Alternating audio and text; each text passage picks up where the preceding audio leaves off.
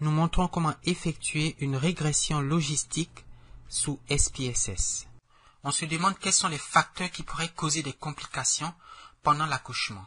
Nous avons 8 variables dans la base de données: le poids du bébé à la naissance, l'âge de la mère, le nombre de cigarettes fumées par jour, le fait ou non pour la femme en grossesse de consommer régulièrement de l'alcool, le surplus de poids, l'excès de poids 3 mois avant l'accouchement, et la variable dépendante, n'est-ce pas, qui mesure si pendant l'accouchement il y a complication ou il n'y a pas complication, être primipare ou multipare, est-ce que la mère accouche pour la première fois, et enfin le lieu d'habitation, enfin le continent d'habitation. On a observé ces femmes sur 3 continents qui sont, je crois, l'Asie, l'Europe, l'Afrique.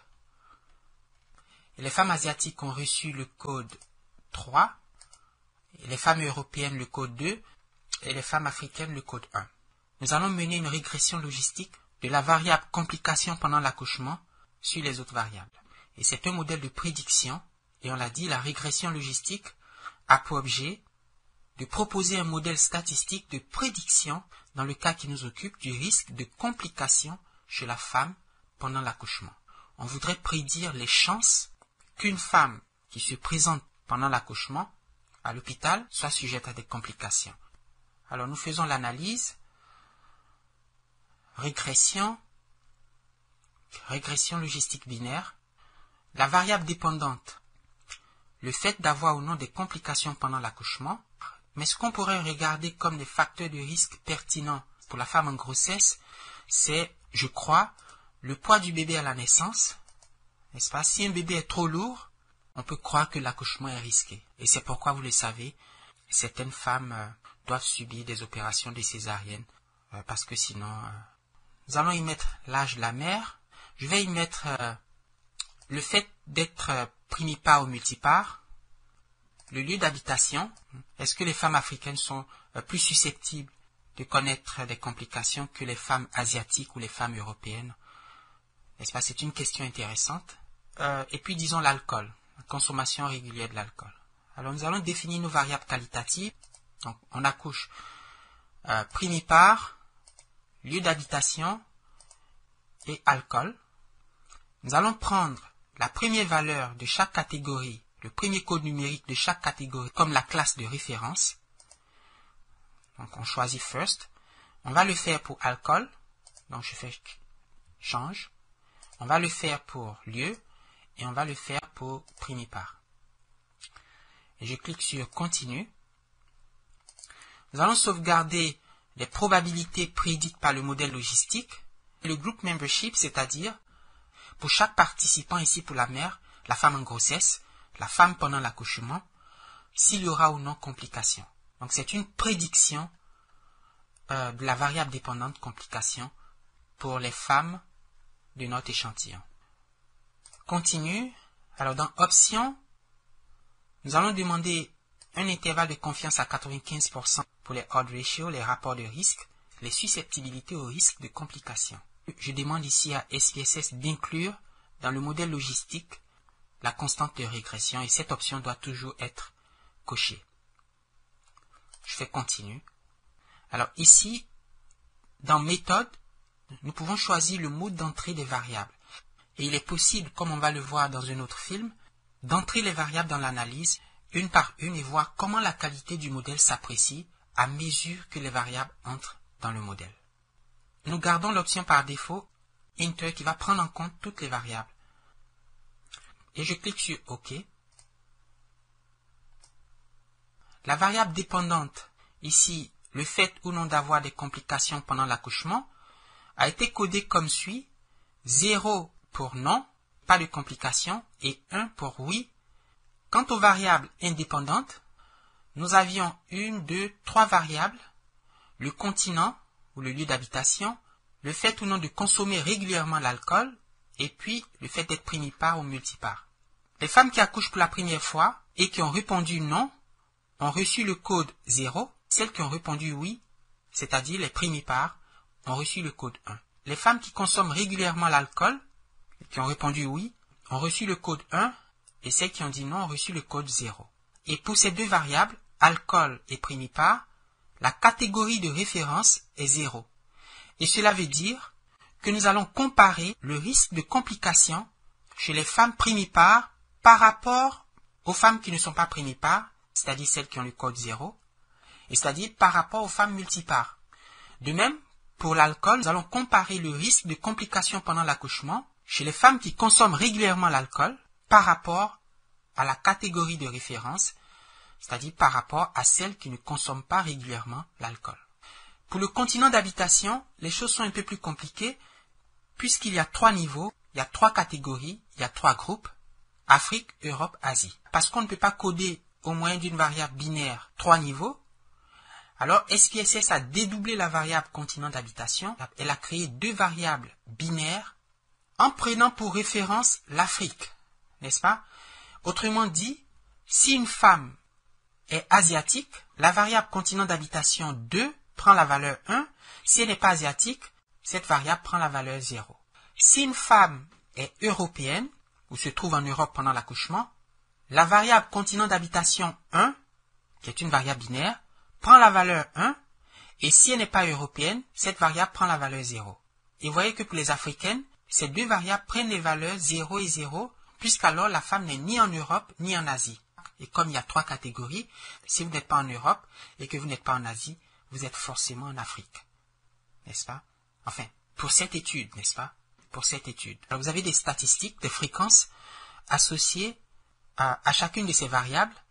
On apprend par exemple que 17 femmes de notre échantillon se trouvent en Afrique, 12 femmes en Europe et 7 femmes en Asie. On apprend aussi que parmi ces femmes, 13 ne consomment pas régulièrement l'alcool et 23 consomment régulièrement l'alcool. 15 sont multipares et 21 sont primipares.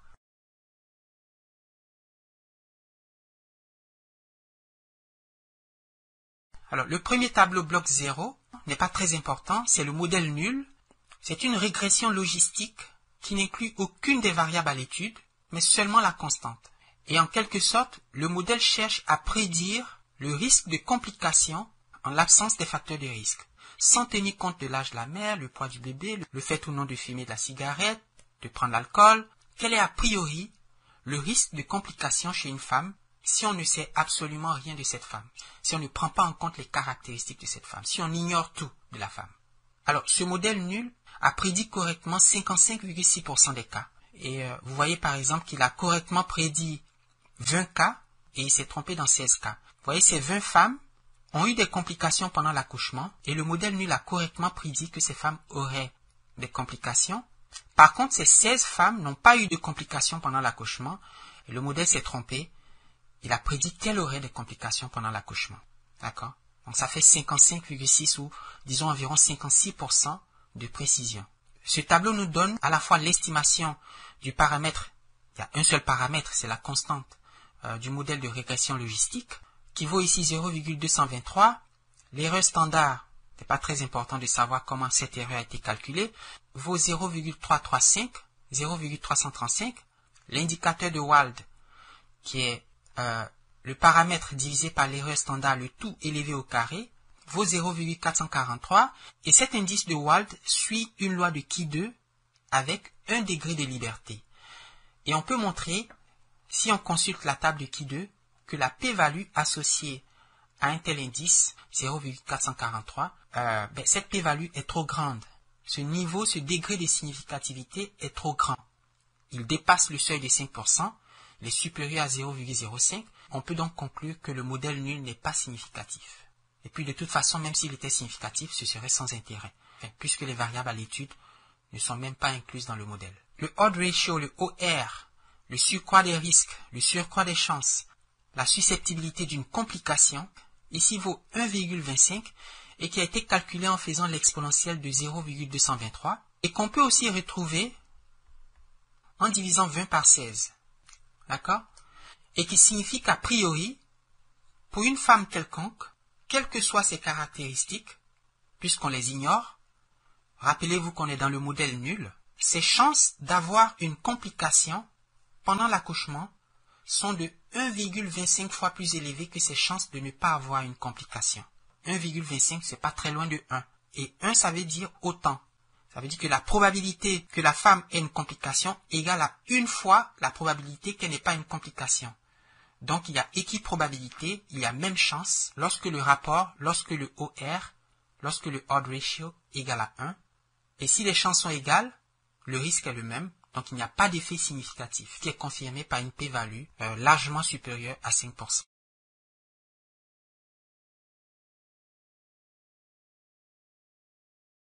Alors, nous n'avons pas entré les variables poids du bébé, âge de la mère, primipare, lieu d'habitation et alcool dans l'étude. Donc, si on les entrait une à une, on verrait que le poids du bébé est significatif. Il affecterait significativement le risque de complications chez la mère. L'âge de la mère serait aussi significatif. Le poids du bébé et l'âge de la mère sont des variables pertinentes pour cette étude. On apprend que le fait pour la mère d'être primipare n'a aucun effet sur le risque de complications. Le lieu d'habitation non plus n'affecte pas le risque de complications. Accoucher en Afrique ou en Asie ou en Europe, selon toute apparence, du moins selon les données de cette étude, ne fait aucune différence. Et puis le fait de consommer l'alcool n'affecte pas non plus le risque de complications. Et donc ce sont les variables qui n'ont pas été incluses dans l'étude et qu'SPSS a analysé une par une pour voir si ces variables devraient faire partie de l'étude, n'est-ce pas?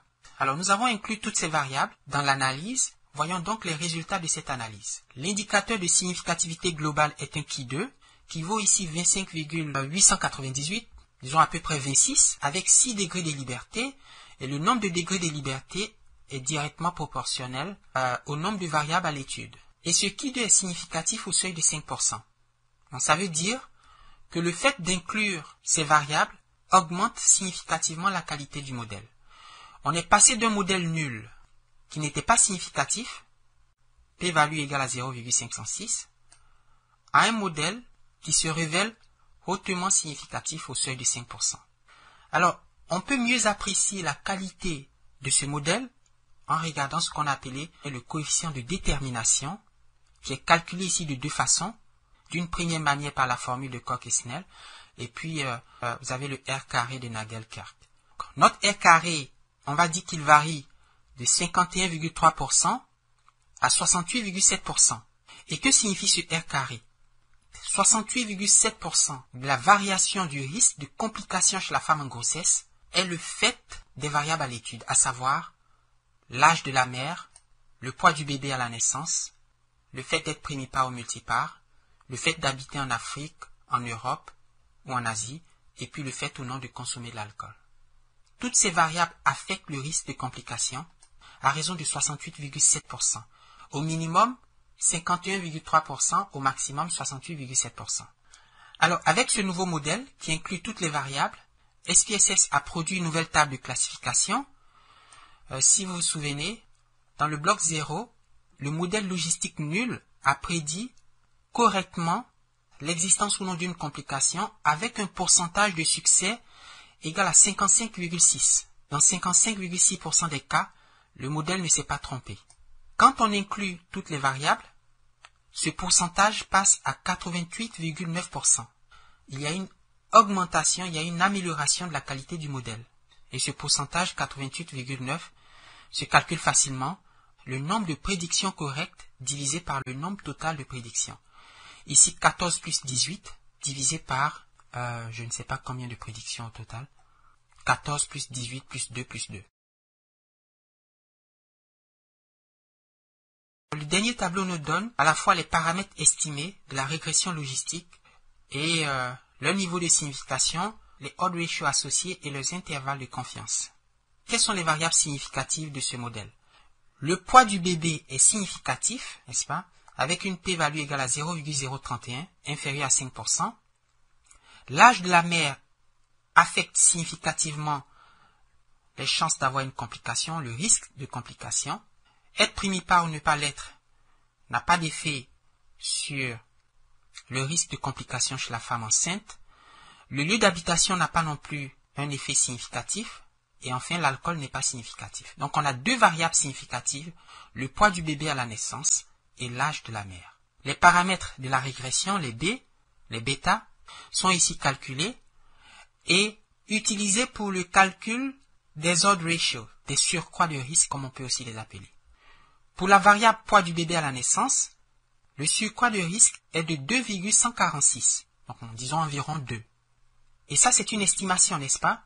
Et c'est pourquoi nous avons tout juste à côté un intervalle de confiance à 95% qui nous dit que le vrai surcroît de risque d'une complication, pour ce qui est du poids du bébé à la naissance, peut varier de 1 à 4,29 ou à 4,3.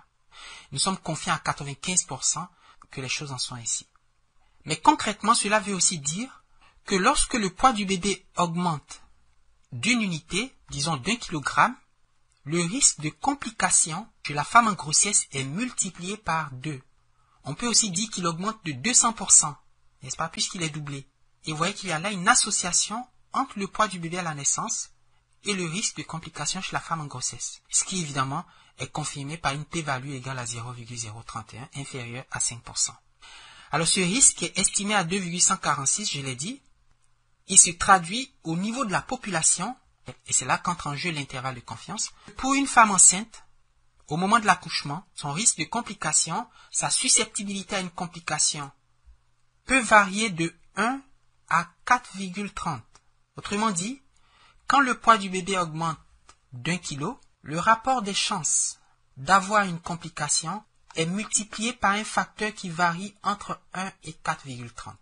Le poids du bébé est un facteur de risque pour la femme en grossesse. L'âge de la mère est aussi un facteur de risque. La p-value est de 0,034, qui est inférieur à 5%. Le odd ratio est de 1,137. Et cela signifie une augmentation de 0,137. En pourcentage, une augmentation de 13,7%. On veut dire par là que lorsque l'âge de la mère augmente d'une année, le surcroît de risque augmente de 13,7%. Et je crois que c'est compatible avec l'intuition que nous avons des choses, que plus une femme prend de l'âge, plus le risque de complications pendant la grossesse augmente, n'est-ce pas? L'intervalle de confiance à 95% pour cette mesure de risque varie de 1,01 à 1,28.